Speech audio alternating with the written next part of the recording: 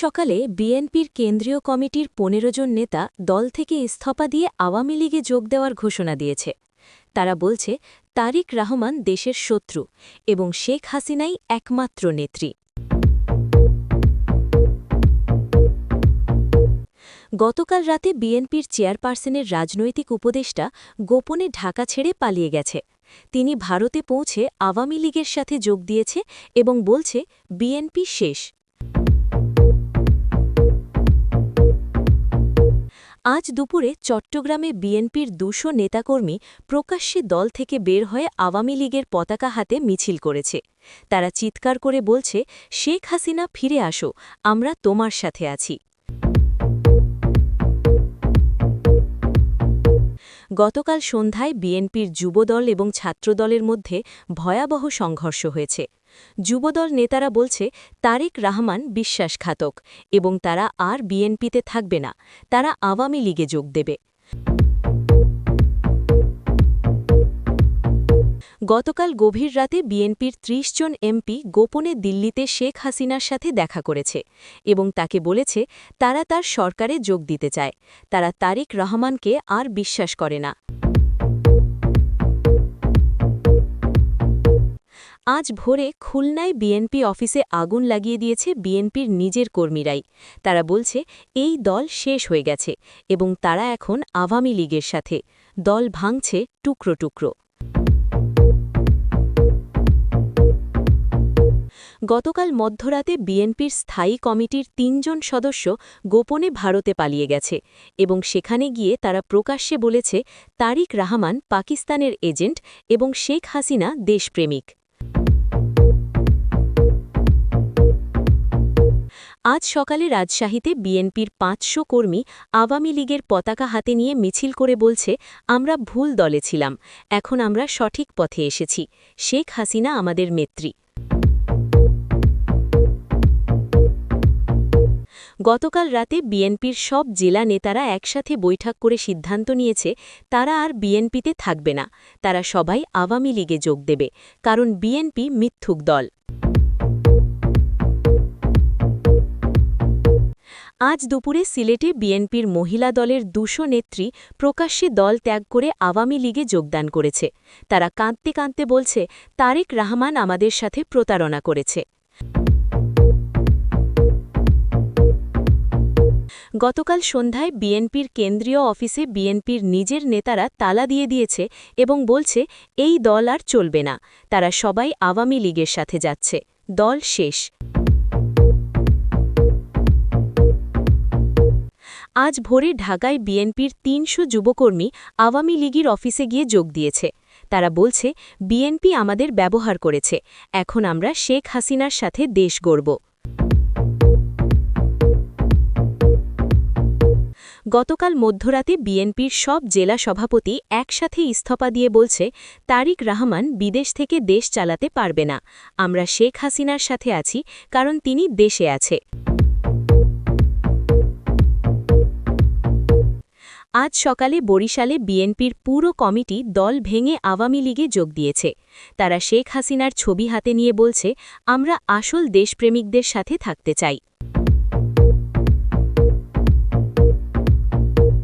গতকাল রাতে বিএনপির কেন্দ্রীয় নেতা গোপনে শেখ হাসিনাকে ফোন করে ক্ষমা চেয়েছে এবং বলছে আমরা ভুল করেছি, আমরা আওয়ামী লীগে যোগ দিতে চাই এবং দেশের সেবা করতে চাই।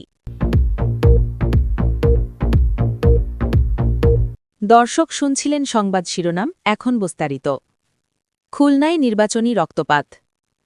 গতকাল রাতে খুলনা শহরের খালিশপুর এলাকায় এমন এক ভয়াবহ ঘটনা ঘটেছে যা নির্বাচনী সহিংসতার একটি ভয়ঙ্কর উদাহরণ এবং এটা প্রমাণ করে যে বিএনপি এবং জামাত নির্বাচন হতে দিতে চায় না, কারণ তারা জানে জনগণ তাদের ভোট দেবে না। রাত প্রায় ৯টার দিকে আওয়ামী লীগ খালিশপুর থানা শাখার একটি শান্তিপূর্ণ নির্বাচনী প্রচার মিছিল রাস্তা দিয়ে যাচ্ছিল। মিছিলে প্রায় ২০০ কর্মী ছিল যারা গান গাইছিল এবং নৌকার পক্ষে স্লোগান দিচ্ছিল। হঠাৎ করে একটি অন্ধকার গলি থেকে বিএনপির প্রায় ৩০০ গুন্ডা লাঠি, রড, চাপাতি এবং দেশীয় অস্ত্র নিয়ে বেরিয়ে এসে নির্বিচারে হামলা শুরু করে। এই হামলা এতটাই আকস্মিক এবং ভয়াবহ ছিল যে আওয়ামী লীগের কর্মীরা প্রথমে কিছু বুঝে উঠতে পারেনি। বিএনপির গুন্ডারা এলোপাথারিভাবে যাকে পাচ্ছে তাকে মারছিল। ৫ জন আওয়ামী লীগ কর্মীকে ঘিরে ফেলে নির্মমভাবে চাপাতি দিয়ে কুপিয়ে মেরে ফেলা হয়। তাদের মধ্যে ৩ জন ছিল তরুণ, যাদের বয়স ২৫ থেকে ৩০ বছরের মধ্যে, এবং ২ জন ছিল মধ্যবয়সী পরিবারের কর্তা। রাস্তার রক্তে লাল হয়ে গিয়েছিল এবং চারিদিকে চিৎকার আর কান্নার আওয়াজ। হামলার পর বিএনপির গুন্ডারা দ্রুত পালিয়ে যায়। স্থানীয় মানুষ এবং আওয়ামী লীগের কর্মীরা আহতদের হাসপাতালে নিয়ে যায়, কিন্তু ৫ জন ঘটনাস্থলেই মারা যায়। আরও ১৫ জন গুরুতর আহত, যাদের মধ্যে ৩ জনের অবস্থা আশঙ্কাজনক। খুলনা মেডিকেল কলেজ হাসপাতাল এখন যুদ্ধক্ষেত্রের মতো দেখাচ্ছে। আহতদের আত্মীয়স্বজন হাসপাতালে কাঁদছে এবং বিচার দাবি করছে। মৃতদের পরিবার বলছে, তাদের ছেলেরা শুধু নির্বাচনী প্রচার করছিল, কোনো অন্যায় করেনি। তাহলে তাদের এভাবে হত্যা করা হলো কেন? আওয়ামী লীগের খুলনা জেলা সভাপতি আজ সকালে এক জরুরি সংবাদ সম্মেলনে বলেছেন, এটা শুধু একটা হত্যাকাণ্ড নয়, এটা নির্বাচন বন্ধ করার ষড়যন্ত্র। তিনি বলেছেন, বিএনপি এবং জামাত জানে যে নির্বাচন হলে আওয়ামী লীগ জিতবে, তাই তারা সহিংসতা সৃষ্টি করে নির্বাচন বন্ধ করতে চায়। তিনি সরকারের কাছে দাবি করেছেন, এই হত্যাকারীদের দ্রুত গ্রেপ্তার করে দৃষ্টান্তমূলক শাস্তি দিতে হবে। পুলিশ জানিয়েছে তারা ঘটনার তদন্ত করছে এবং দোষীদের গ্রেপ্তার করা হবে, কিন্তু এখনও পর্যন্ত কাউকে গ্রেপ্তার করা হয়নি, যা আওয়ামী লীগ কর্মীদের মধ্যে ক্ষোভের সৃষ্টি করেছে।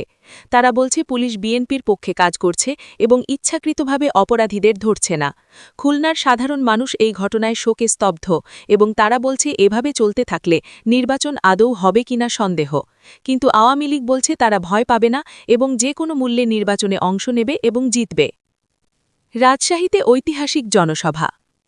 আজ সকালে রাজশাহী শহরের ময়দানে এমন একটি দৃশ্য দেখা গেছে যা বাংলাদেশের রাজনৈতিক ইতিহাসে বিরল, এবং এটা পরিষ্কারভাবে প্রমাণ করে যে জনগণ কাকে চায় এবং কে পরবর্তী নির্বাচনে জিতবে। আওয়ামী লীগের আয়োজনে এই জনসভায় এত বিশাল সংখ্যক মানুষ জড়ো হয়েছে যে পুলিশ এবং প্রশাসন পর্যন্ত অবাক হয়ে গেছে। সকাল ৮টা থেকেই মানুষ আসতে শুরু করে এবং দুপুর নাগাদ ময়দান সম্পূর্ণ ভরে যায়।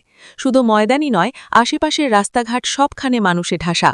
পুলিশ এবং স্থানীয় প্রশাসনের হিসেব অনুযায়ী এই জনসভায় কমপক্ষে ১০ লক্ষ মানুষ উপস্থিত হয়েছে, যা রাজশাহীর ইতিহাসে সবচেয়ে বড় জনসভা। মানুষ এসেছে রাজশাহী শহর থেকেই শুধু নয়, বরং আশেপাশের সমস্ত জেলা। চট্টগ্রামে বিএনপি জামাত রক্তক্ষয়ী সংঘর্ষ। আজ দুপুরে চট্টগ্রামের আগ্রাবাদ এলাকায় একটি ভয়াবহ এবং রক্তক্ষয়ী সংঘর্ষ হয়েছে, যা স্পষ্টভাবে প্রমাণ করে যে বিএনপি এবং জামাতের মধ্যে এখন সম্পর্ক সম্পূর্ণ ভেঙে গেছে এবং তারা এখন প্রকাশ্য শত্রু। এই সংঘর্ষে এ পর্যন্ত ২২ জন মারা গেছে এবং ১০০রও বেশি মানুষ আহত হয়েছে, যাদের মধ্যে অনেকের অবস্থা আশঙ্কাজনক। সংঘর্ষ শুরু হয় দুপুর ১২টার দিকে, যখন জামাতে ইসলামের একটি শান্তিপূর্ণ মিছিল আগ্রাবাদ এলাকা দিয়ে যাচ্ছিল। হঠাৎ করে বিএনপির কয়েকশো কর্মী লাঠি, রড এবং দেশীয় অস্ত্র নিয়ে জামাতের মিছিলে হামলা করে। প্রথম দিকে জামাতের লোকেরা পালানোর চেষ্টা করে, কিন্তু পরে তারাও পাল্টা হামলা করে এবং দুই পক্ষের মধ্যে তীব্র সংঘর্ষ শুরু হয়। সংঘর্ষ এতটাই ভয়াবহ ছিল যে পুলিশও প্রথমে সেখানে যেতে ভয় পাচ্ছিল। পরে র্যাব এবং পুলিশ একসাথে গিয়ে কোনো রকমে পরিস্থিতি নিয়ন্ত্রণে আনে, কিন্তু ততক্ষণে অনেক দেরি হয়ে গেছে এবং রাস্তায় মৃতদেহ এবং রক্তের ছড়াছড়ি। সংঘর্ষের পর বিএনপির একজন শীর্ষ নেতা প্রকাশ্যে সাংবাদিকদের বলেছে যে জামাত বিশ্বাসঘাতক এবং তারা বাংলাদেশের শত্রু। তিনি বলেছে জামাত পাকিস্তানের দালাল এবং তাদের রাজনীতি করার কোনো অধিকার নেই। তিনি স্পষ্ট করে বলেছে বিএনপি আর কখনো জামাতের সাথে কোনো ধরনের জোট করবে না এবং তাদের রাজনীতি থেকে শেষ করতে আওয়ামী লীগের সাথেও কাজ করতে রাজি আছে। তিনি সরকারের কাছে দাবি করেছেন এই হত্যাকারীদের দ্রুত গ্রেপ্তার করে দৃষ্টান্তমূলক শাস্তি দিতে হবে। পুলিশ জানিয়েছে তারা ঘটনার তদন্ত করছে এবং দোষীদের গ্রেপ্তার করা হবে, কিন্তু এখনও পর্যন্ত কাউকে গ্রেপ্তার করা হয়নি, যা আওয়ামী লীগ কর্মীদের মধ্যে ক্ষোভের সৃষ্টি করেছে। তারা বলছে পুলিশ বিএনপির পক্ষে কাজ করছে এবং ইচ্ছাকৃতভাবে অপরাধীদের ধরছে না। খুলনার সাধারণ মানুষ এই ঘটনায় শোকে স্তব্ধ এবং তারা বলছে এভাবে চলতে থাকলে নির্বাচন আদৌ হবে কিনা সন্দেহ। কিন্তু আওয়ামী লীগ বলছে তারা ভয় পাবে না এবং যে কোনো মূল্যে নির্বাচনে অংশ নেবে এবং জিতবে।